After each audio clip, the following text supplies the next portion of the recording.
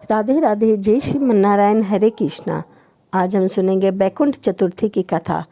कहा जाता है कि इस दिन भगवान शिव और विष्णु दोनों एक दूसरे से मिले थे, इसीलिए यह बैकुंठ चतुर्थी मनाया जाता है। आइए अब हम बैकुंठ चतुर्थी की कथा सुनते हैं। एक बार की बात है कि नारद जी पृथ्वी लोक में घूमकर बैकुंठ धाम पहुँचे, जहाँ भगवान विष्णु ने उन्हें आदरपूर्वक बिठाया और प्रसन्न होकर उनके आने का कारण पूछा।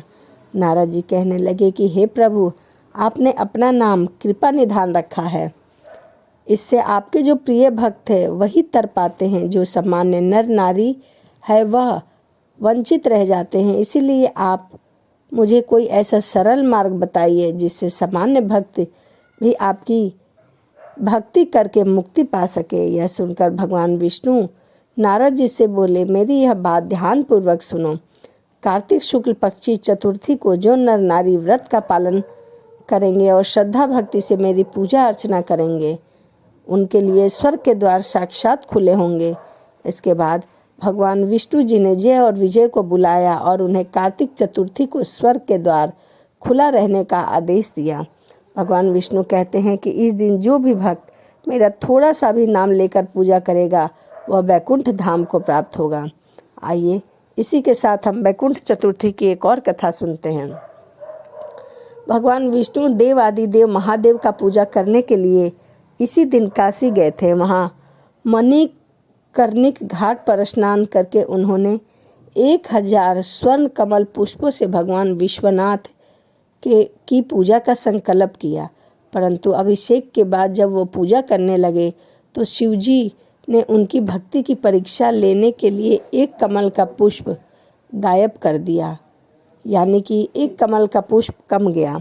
भगवान श्री हरि की पूजा की पूर्ति के लिए 1000 कमल पुष्प चढ़ाने थे। एक पुष्प की कमी देखकर उन्होंने सोचा कि अब कमल का पुष्प कहाँ से लाऊं, इसीलिए मेरी आंखें भी तो कमल के समान हैं, मुझे कमल नयन पुंडरीकाक्ष कहा जाता है। यह विचार कर भगवान विष्णु अपनी कमल समान आँख भगवान शिव के ऊपर समर्पित कर देते हैं।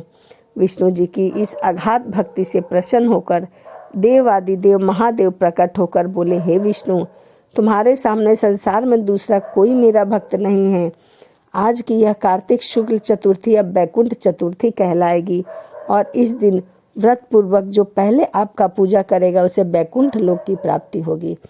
भगवान शिव ने इसी बैकुंठ चतुर्थी को करोड़ों सूर्य की कांति के समान वाला सुदर्शन चक्र विष्णु जी को प्रदान किया था। शिव जी तथा विष्णु जी कहते हैं कि इस दिन स्वर्ग के द्वार खुले रहते हैं। मृत्युलोक में रहने वाला कोई भी व्यक्ति इस व्रत को करे वह अपना स्थान बैकुंठ धाम में सुनिश्चित कर लेता है। इसी के साथ आइए एक और कथा मैं आपको सुनाती हूँ बैकुंठ चतुर्थी की। धनेश्वर नाम का एक ब्राह्मण था जो बहुत बुरे काम किया करता था। उसके ऊपर कई पाप थे। एक दिन वह गोदावरी नदी में स्नान करने के लिए गया। उस दिन बैकुंठ चतुर्थी थी। कई भक्तजन उस दिन पूजा अर्चना करने आए हुए थे गोदावरी घाट पर। उस समय बहुत भीड़ थी। भीड़ में धनेश्वर भी उन सभी के साथ था। इस प्रकार उस श्रद्धालुओं के स्पर्श कारण धनेश्वर को भी पुण्य मिला। जब उसकी मृत्यु हुई तब उसे यमराज लेकर गए और उसे नरक भेज दिया गया। जब भगवान विष्णु ने कहा, यह बहुत पापी है, पर इससे बैकुंठ चतुर्थी के दिन गोदावरी स्नान किया है और श्रद्धालुओं के पुण्य के कारण इसके सभी पाप नष्ट हो गए हैं, इसीलिए इसे बैकुंठ धाम मिला। अतः धनेश्वर को बैकुंठ धाम की प्राप्ति हुई। तो यह बैकुंठ चतुर्थी की 3 कथाएं थी जो मैंने आपके साथ शेयर की है। तो वीडियो आपको कैसी लगी कमेंट ज़रूर करिएगा। तो चलिए इसी के साथ वीडियो समाप्त करते हैं और मिलते हैं अगली वीडियो में। राधे राधे, जय श्रीमन नारायण, हरे कृष्णा।